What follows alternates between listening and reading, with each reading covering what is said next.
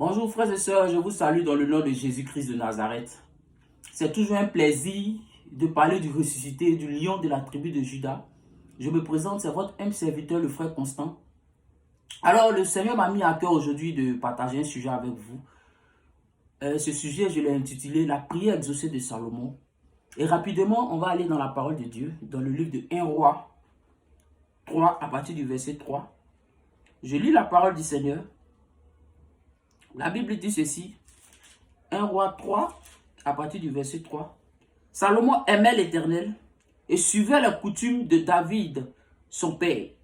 Seulement c'était sur les hauts lieux qu'il offrait des sacrifices et des parfums. La Bible mentionne clairement que Salomon aimait l'Éternel d'abord. Ensuite, il suivait la coutume de David, son père. Salomon aimait l'Éternel et suivait les coutumes de David, son père.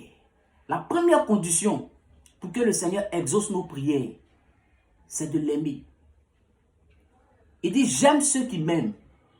La première condition pour que tes prières puissent monter, pour que tes prières puissent traverser le deuxième ciel, c'est d'aimer le Seigneur.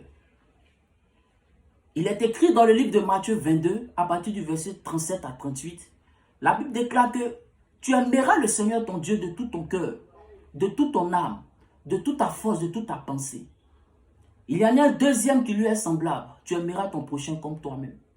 Frères et sœurs dans le Seigneur, aujourd'hui je vais m'adresser aux chrétiens nés de nouveau, aux chrétiens convertis, et aussi à tous ceux qui ne connaissent pas le Seigneur, qui veulent s'approcher de lui. Bien évidemment, on prie aussi dans les moments de détresse. Il est écrit dans le livre de Psaume, Psaume 50. Invoque-moi au jour de la détresse, je te délivrerai et tu me glorifieras. Bien évidemment, ce message n'est pas seulement pour ceux qui sont nés de nouveau. Ce message est aussi pour tous ceux qui veulent s'approcher du Seigneur par la prière. Ils peuvent le faire aussi. Ils peuvent mettre en pratique tout ce que je dis. Alors, le premier élément que j'ai énuméré, c'est l'amour. L'amour que Salomon avait pour son Dieu.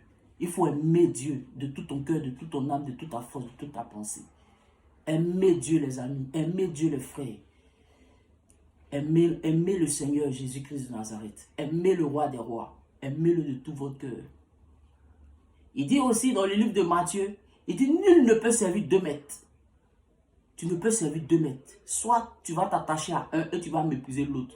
Soit tu vas haïr un et tu vas aimer l'autre. Tu ne peux servir Dieu et maman. Tu ne peux être des deux côtés. Oui, avec le Seigneur, c'est comme ça. Pour que tes prières soient exaucées, il faut que tu te décides. Qui tu veux adorer. Le roi des rois ou maman. Tu n'as qu'à te décider. Ça, c'est le premier élément que j'ai énuméré dans la vie de Salomon. Il y a un deuxième élément que j'ai énuméré, qui est un peu méprisé dans le corps de Christ, c'est que Salomon sacrifiait à Dieu. La Bible déclare que il suivait la coutume de David, son père. Seulement, c'était sur les hauts lieux qu'il offrait des sacrifices et des parfums. Salomon offrait des sacrifices et des parfums sur les hauts lieux. Oui, il faut offrir à Dieu, il faut donner à Dieu. La Bible déclare qu'on donnera à celui qui en a. Et à celui même qui n'en a pas là, on notera ce qu'il a. On a toujours quelque chose à donner. Peu importe, pas forcément de l'argent. Quand tu vas à l'église, tu peux donner de ton temps. Tu peux placer les chaises à l'église. Tu peux balayer l'église. Tout ça, tu es en train de donner de ton énergie. Sache que le Seigneur Jésus voit cela. Nous servons un Dieu qui est au ciel. Nous ne servons pas. Bien vrai, nous travaillons à côté des serviteurs de Dieu. Mais nous servons Dieu qui est au ciel. Nous servons le Seigneur des Seigneurs. Le Maître, le Créateur de l'univers. Sache que le Seigneur va voir ce que tu fais. Et il va te récompenser. Salomon sacrifiait beaucoup à Dieu. Il donnait beaucoup à Dieu. Ça, c'est ce que j'ai remarqué dans sa vie. Et la preuve en est qu'à Gabaon, il a offert 1000 holocaustes à Dieu. Et pendant la nuit, Dieu s'est révélé à lui en songe. Et lui a demandé, mon fils, ce que tu as fait là a touché mon cœur. Demande-moi ce que tu veux et je vais te donner. Et Salomon, au lieu de demander la gloire, au lieu de demander de l'argent, au lieu de demander la richesse, au lieu de demander toute la gloire de ce monde, Salomon a demandé tout simplement l'intelligence et un cœur pour discerner le bien du mal, afin de juger le peuple d'Israël. La Bible déclare que cette demande a plu à l'Éternel. Et l'Éternel a dit, comme tu ne demandes ni une longue vie, tu ne demandes ni la mort, tu ne demandes ni la richesse. Je vais te donner l'intelligence et la sagesse. Et en plus de l'intelligence et la sagesse, je vais te donner la gloire. Je vais te donner la richesse.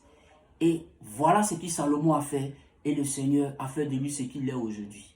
Salomon sacrifiait à Dieu. Salomon donnait. Et le dernier élément que j'ai noté, c'est que Salomon avait à cœur de résoudre le problème du peuple d'Israël. Et c'est ces trois éléments-là jumelés qui font que tes prières sont exaucées. Salomon ne cherchait pas ses intérêts, il cherchait l'intérêt des autres. Mais aujourd'hui, malheureusement, dans le corps d'église, nous sommes égocentriques, nous sommes égoïstes, nous pensons à nous seuls, nous ne pensons pas aux frères, nous ne pensons pas aux sœurs, nous ne pensons pas aux églises qui sont faibles, aux assemblées qui sont faibles, nous pensons en nous seuls. Il y a même des serviteurs de Dieu qui se mettent dans la conférence. Nous sommes basés sur le moi, nous sommes basés sur le moi, nous sommes basés sur le moi. Salomon ne faisait pas ça en son temps. Salomon avait à cœur d'aider tout le peuple d'Israël. Salomon avait à cœur d'aider tous ceux qui sont auprès de lui. Vraiment, frères et sœurs, je vous exhorte vraiment à faire comme Salomon, à faire comme il a fait dans ses premiers instants de sa vie. Pas comme dans ses derniers instants de sa vie où il allait adorer d'autres dieux. Et ces dieux-là l'ont conduit vers des femmes étrangères. Salomon, dans ses premiers instants de ta vie, est un modèle qu'il faut suivre. Comme le notre Seigneur Jésus-Christ, Salomon est un modèle qu'il faut suivre. Alors, il est écrit aussi dans le livre de Acte 10, à partir du verset 38. Vous savez comment Dieu a oint du Saint-Esprit et de force Jésus de Nazareth, qui allait de lieu en lieu, de ville en ville, guérissant tous ceux qui étaient sous l'empire du diable, car Dieu était avec lui. Oui, ayez à cœur de résoudre le problème des gens. Pas à cœur forcément de venir parce que j'ai prié pour telle personne, il faut que cette personne me donne de l'argent. Parce que j'ai évangélisé telle personne, sa vie a changé, il faut que cette personne m'envoie de l'offrande, il faut que cette personne m'envoie des dîmes. Non, non, non, non, non, c'est pas ce que Salomon faisait. C'est pas ce que même notre Seigneur Jésus-Christ faisait. Notre Seigneur Jésus avait à cœur d'aider les gens, avait à cœur de guérir les gens, avait à cœur de ressusciter les morts, avait à cœur de purifier les lépreux. Il avait à cœur de guérir les boiteux. Voilà les sentiments qui doivent nous animer en tant que disciples de Jésus-Christ. Vraiment, je vous exhorte à pratiquer ces trois choses que Salomon a fait. Premier élément, l'amour de Dieu. Deuxième élément, les sacrifices qu'il faisait. Troisième élément, il avait à cœur de résoudre les problèmes des gens. Et on va terminer sur ce passage de 1 Roi 3 à partir du verset 6 à 13. 1 Roi 3 à partir du verset 6 à 13. Et voici les récompenses, la récompense que Dieu a fait à Salomon. Alors rapidement, Salomon répondit. Après, lorsqu'il a fini de faire, bien évidemment, il a fini de faire son offrande à Dieu sur ses 1000 holocaustes. Dieu lui a demandé qu'est-ce que tu veux. Et voilà la réponse que Salomon a dit à Dieu. Salomon répondit, tu as traité avec une grande bienveillance ton serviteur David, mon père, parce qu'il marchait en ta présence dans la fidélité, dans la justice et dans la droiture de cœur envers toi. Tu lui as conservé cette grande bienveillance et tu lui as donné un fils qui est assis sur son trône, comme on le voit aujourd'hui. Maintenant, Éternel, mon Dieu, tu as fait régner ton serviteur à la place de David, mon père, et moi je ne suis qu'un jeune homme, je n'ai point d'expérience. Ton serviteur est au milieu du peuple que tu as choisi, peuple immense, qui ne peut être ni compté ni nombreux à cause de sa multitude. Accorde donc à ton serviteur un cœur intelligent pour juger ton peuple, pour discerner le bien du mal. Car qui pourrait juger ton peuple? Ce peuple si grand, cette demande de Salomon plut au Seigneur. Et Dieu lui dit, puisque c'est là ce que tu demandes, puisque tu ne demandes pour toi ni longue vie, ni les richesses, ni la mort de tes ennemis, et que tu demandes de l'intelligence pour exercer la justice, voici, j'agirai selon la parole. Je te donnerai un cœur sage et intelligent, de telle sorte qu'il n'y aura eu personne avant toi, et qu'on ne verra jamais personne de semblable à toi. Je te donnerai en outre ce que tu n'as pas demandé, des richesses et de la gloire, de telle sorte qu'il y aura pendant toute ta vie aucun roi qui soit ton pareil, ton pareil, ton pareil. Donc notez bien ceci, Salomon de son vivant, il n'y avait aucun roi qui avait la richesse qu'il avait, de son vivant, de son temps, aucun roi. Et la sagesse et l'intelligence que Salomon avait, avant lui, il n'y avait personne qui a eu cette intelligence et cette sagesse-là.